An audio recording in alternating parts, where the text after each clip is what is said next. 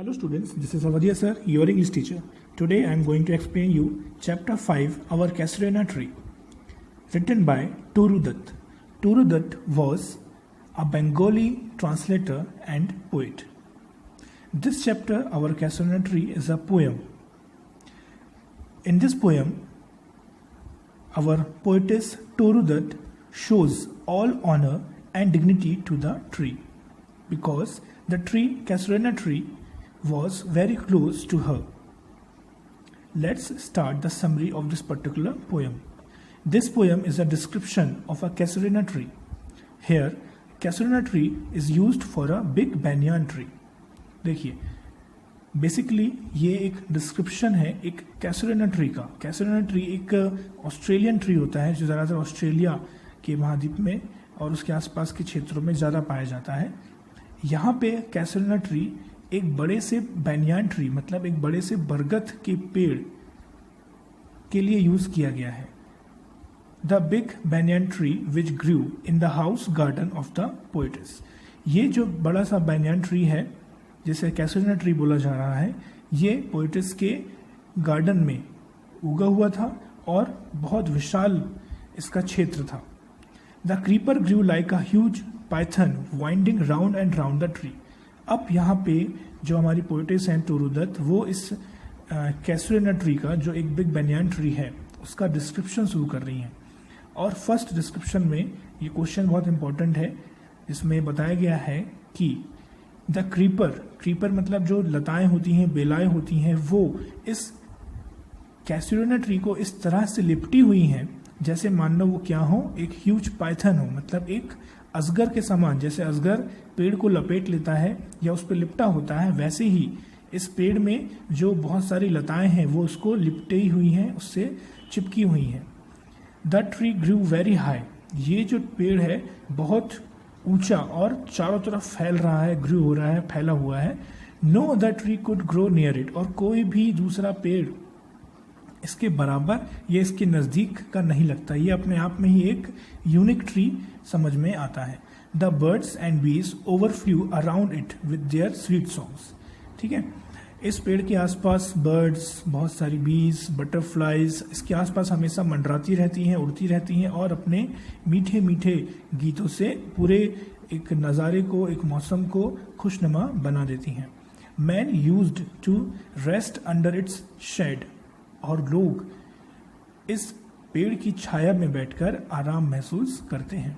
The poet was also delighted to rest here. और poetess जो है हमारी तुरु दत्त, वो भी कहती हैं कि जब कभी भी मैं अपने घर में लगे हुए इस बड़े से बैनियन ट्री, जैसे कैसुरिना ट्री बोला गया है इस पोएम में, इसके पास या इसके नीचे बैठती थी तो मुझे बहुत अत्यधिक खुशी होती थी, बहुत डिलाइट फील करती थी मैं.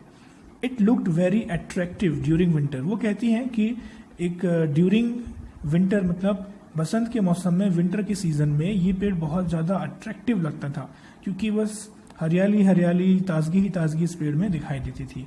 The cuckoos used to welcome the day from its songs. और क्यूको अपने गीत से, अपनी मीठी आवाज़ से सुबह की और इस पेड़ की क्या करती थी, स्वागत करती थी. It was very beautiful and vast. ये पेड़ बहुत सुंदर था और बहुत वास्ट मतलब बहुत बड़ा फैला हुआ था चारों तरफ. The poet had several memories of her childhood under the tree. अब पोएटिस कहती हैं कि मेरी बहुत सी बचपन की यादें इस पेड़ से जुड़ी हुई हैं. यहाँ पे ये क्वेश्चन बनेगा, the memory of a dear one is also attached with it. और कुछ एक ऐसा डियर थे उनके, कुछ प्यारे थे जिनके साथ उनकी यादें इस पेड़ के साथ अटैच्ड हैं, जुड़ी हुई हैं. It recalled the death of her brother and sister who died prematurely.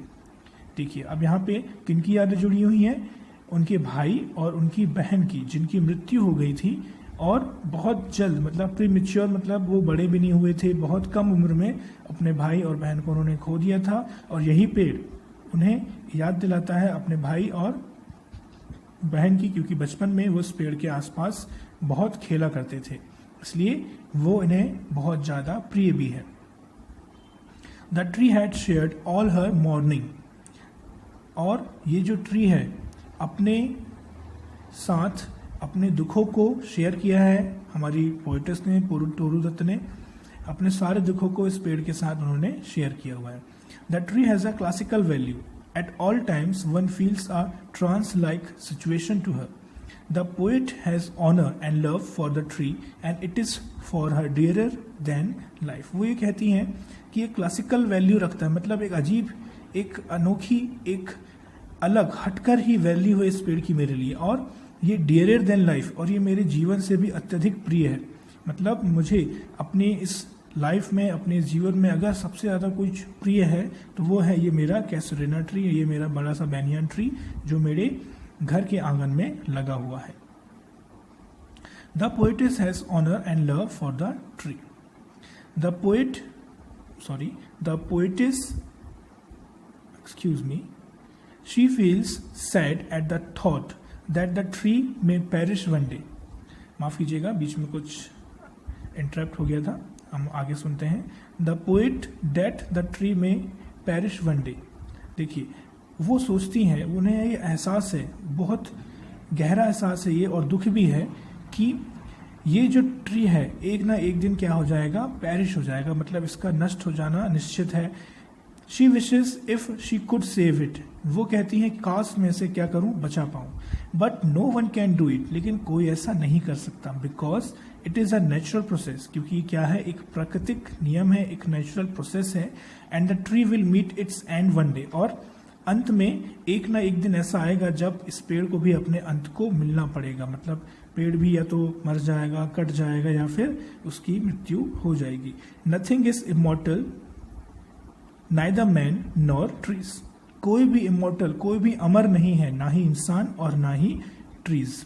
But still the poetess wishes that the tree will overcome all the curse of natural life and be always protected because of poetess love.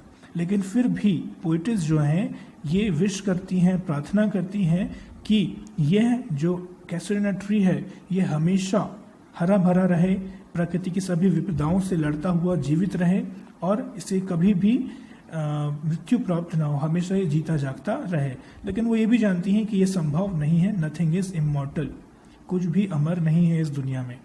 The tree will remain alive in her poem. लेकिन ये line बहुत important है, जिसमें वो कहती हैं कि भले ही एक ना एक दिन इस ट्री का विनाश होना निश्चित है, लेकिन ये ट्री ऑलवेज, हमेशा मेरी पोयम में क्या रहेगा, जीवित रहेगा। और आज भी हम इसी पोयम को पढ़ रहे हैं और उस ट्री को जीता जागता महसूस कर रहे हैं और उसे समझने की कोशिश भी कर रहे हैं। बहुत ही प्यारी पोयम लिखी है टूरू दत्त ने। आई होप आपको ये पोयम समझ में आई होगी। इसके साथ मैं इसका PDF भी आपको सेंड कर रहा हूँ क्वेश्चन एंड आंसर्स का।